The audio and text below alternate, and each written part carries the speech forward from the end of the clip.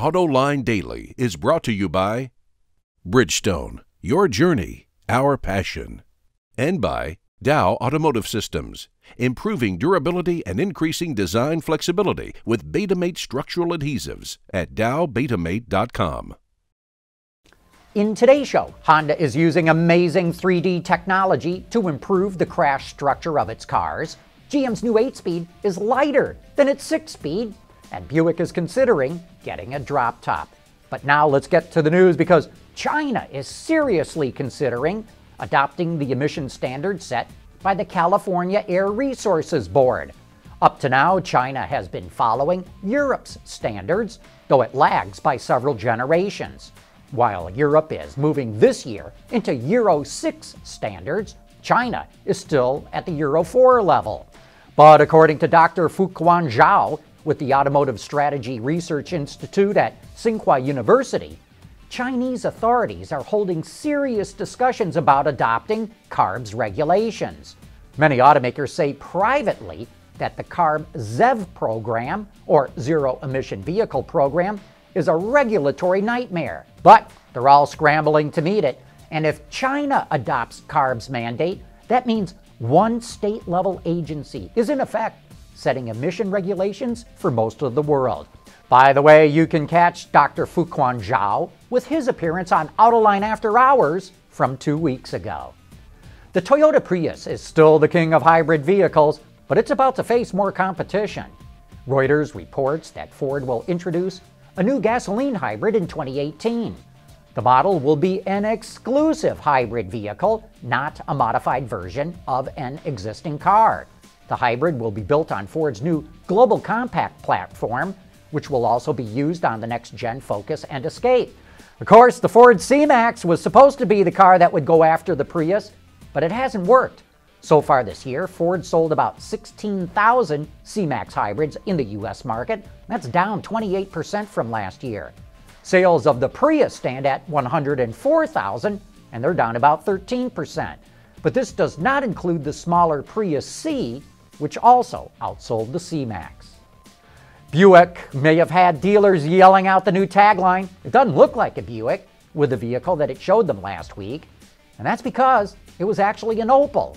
According to GM Inside News, the brand showed its U.S. dealers an Opel Casada convertible and said it plans to bring the car across the pond as a 2016 model. The car rides on the same platform as the Verano, and it said the styling is not going to change too much. There's still some debate as to which engine or engines will be available, but the details are still a bit lacking at the moment.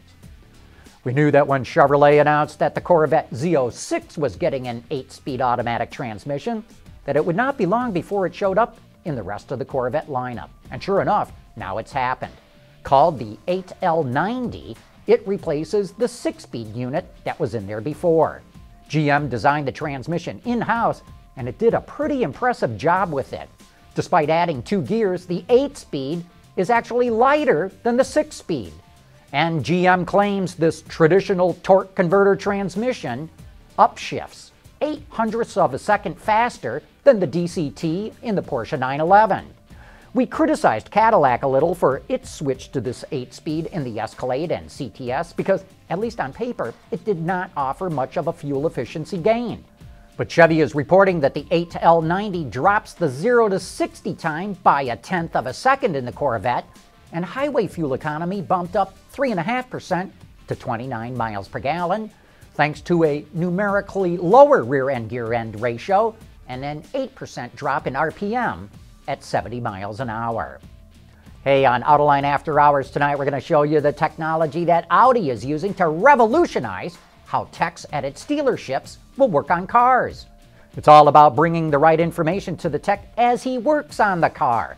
Tune in tonight at 6 p.m. Eastern Time, or you can always watch later at your leisure on our website or our YouTube channel. Hey, coming up next, a look at new 3D crash simulation technology that only Honda has. Here's another great thing about the all-around performance of our Dueler tires. A comfortable, quiet ride.